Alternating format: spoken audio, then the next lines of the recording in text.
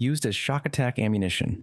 Imagine becoming ammunition for the Orcs' notorious Shokk Attack gun. This wild, warp-fueled contraption is a chaotic blend of madness and gruesome Orcish creativity.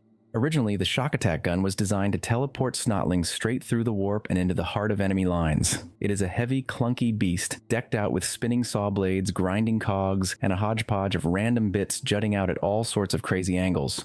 In particularly twisted situations, larger captives are crammed into this nightmarish device and launched at foes like living artillery shells. Once caught, you'd lose all sense of dignity and any remaining gear, often getting stuffed into makeshift launch cradles or strapped into unstable warp conduits. When it fires, a warp tunnel tears through space, flinging its victim forward at mind-bending speeds. Those poor souls experience a disorienting and terrifying warp ride, ending with a crash into enemy lines, turning them into living projectiles that splatter flesh and bone across the battlefield in a grotesque display of mockery and gore. The gun shakes violently when the trigger is pulled and lets out a high-pitched whine that resembles a dying squig. Even the toughest orcs find it a challenge to aim, having to wrestle with its trembling mass. This weapon is infamous for its unreliability, often misfiring spectacularly. Being turned into Shokk Attack ammunition means you're destined to become a living joke for orcish amusement. While this fate is both degrading and brutal, the good news is that it doesn't last long. It's certainly one of the most violent and downright strange ways to meet your end in the 41st millennium. Being put in a Penitent Engine. Few fates in the Imperium are as torturous and humiliating as being trapped inside a Penitent Engine. These towering war machines serve as tools of punishment and brutal redemption, crafted by the Ecclesiarchy to offer condemned souls one last bloody shot at salvation. Once chosen, the condemned undergoes flaying or ritualistic mutilation, their skins stripped away to represent their spiritual decay. They are then connected to the exo-frame through invasive neural tethers, linking their nervous system directly to the machine's controls. Combat stimulants and powerful pain-enhancing drugs are continuously injected into their system, keeping them acutely aware of every moment of carnage. There's no armored cockpit or protective shielding, just flame-spewing heavy weapons and crude chain blades, transforming the pilot into a symbol of self-destruction. Inside, visions of guilt, sin, and redemption are induced either psychically or chemically, pushing the pilot into a frenzied rage that can only conclude in death. Becoming a test subject of Illuminor Szeras. Falling into the clutches of Illuminor Szeras, the master technomancer of the Necron race, isn't just about facing death, it's about becoming a living experiment stripped of all dignity and humanity. Szeras is driven by an obsession to uncover the mysteries of life, consciousness, and the very essence of the soul. To him, his test subjects are living archives of centuries of warfare, psychic potential, and gene-crafting expertise. Being captured is just the start of an unending nightmare. The victim is dissected alive with a level of surgical precision that only Necron technology can provide. Their gene seed is harvested and subjected to bizarre modifications. Their neural pathways are mapped and forcibly rewritten. Their emotions and memories are dissected as if they were mere files in a data archive. Thanks to Necron stasis fields and advanced biopreservation techniques, the subject remains painfully aware throughout every horrifying phase of the process. Some unfortunate souls are grotesquely reassembled into hybrid constructs, becoming partially mechanized abominations that still have awareness of their grim fate.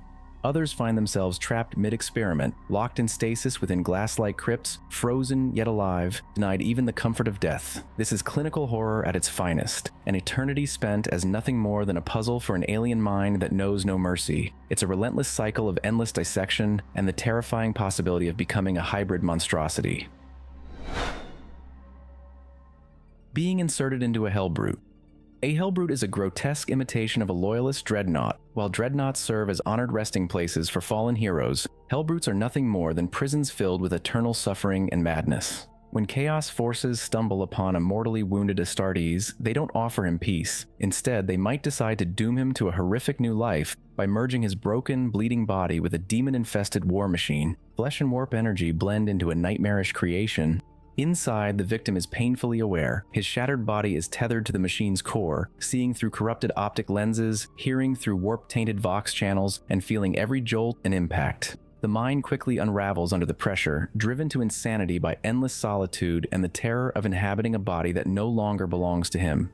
In between conflicts, Helbrutes are often locked away like feral beasts, howling and thrashing against their restraints.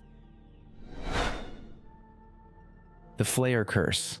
This is one of the most terrifying and degrading fates you can imagine, an awful zombie-like affliction that somehow makes the bleak fate of being a Necron even more unbearable. The Flayer Curse is tied to the Necron Flayed Ones and stems from the twisted legacy of Landagor the Flayer, a Catan who, in a final act of vengeance, unleashed a psychic plague on the Necrons before he met his end. Once a Necron falls to the Flayer Curse, they start losing their mind. It begins with a violent craving for flesh and blood, completely unnatural for a machine. They kill to feed a hunger that can never be satisfied, smearing gore across their metal jaws and letting blood run down their cold, lifeless frames. Their fingers turn into long, razor-sharp claws, and their legs often deform, giving them an almost animal-like speed and movement. But the worst part? They never fully transform and the hunger never ends. Flayed Ones are stuck in a permanent state of madness. Mindless killers with no cure, no control, and no hope of coming back. It's not just death, it's being trapped as a monster forever. Being Psyker fed to the Emperor.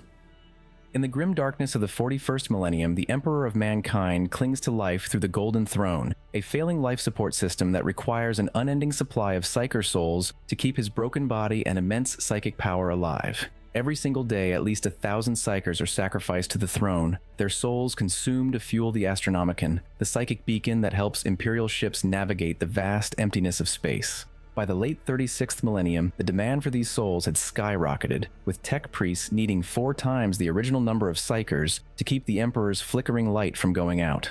The journey of these Psykers begins aboard the infamous Black Ships, which scour the countless worlds of the Imperium in search of those gifted with warp-touched abilities. While the strongest among them are trained to become sanctioned Psykers and forced into the Imperium's harsh service, the majority are considered too unstable or weak. They are herded like cattle and taken to Terra, where they face a final, horrifying ritual. Reduced to nothing but psychic fuel, their bodies are drained, their minds shattered by searing pain, and their souls consumed in an excruciating psychic inferno. Using a Halo device. For those brave enough to seek out forbidden power, the Halo device is the ultimate temptation, offering godlike strength, endless vitality, and even a shot at escaping mortality. These mysterious Xenos artifacts, believed to be remnants of long-gone alien civilizations or dug up from hidden vaults deep within the cursed Halo stars, are strictly prohibited across the Imperium. At first glance, a Halo device seems to fulfill every promise it makes. Users experience incredible physical abilities and a mental clarity that feels almost prophetic.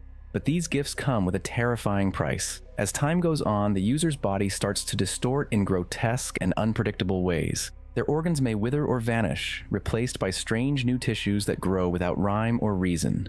They develop glowing eyes and an eerie light, skin hardening into a tough armor, and fingers contorting into sharp, bony claws. At this stage, there's no longer a distinction between the host and the device. The being has become a living monstrosity. Ultimately, their flesh becomes unnaturally fluid and regenerative, oozing and reshaping as if it has a life of its own. Hallucinations blur the line between reality and nightmare. Paranoia seeps into every thought, and alien visions invade the psyche. In the end, this kind of immortality demands a heavy toll on everything the individual once was. The victim is now a hunted outcast, shunned and despised, spending countless years in isolation and madness. Being used as a Daemonhost.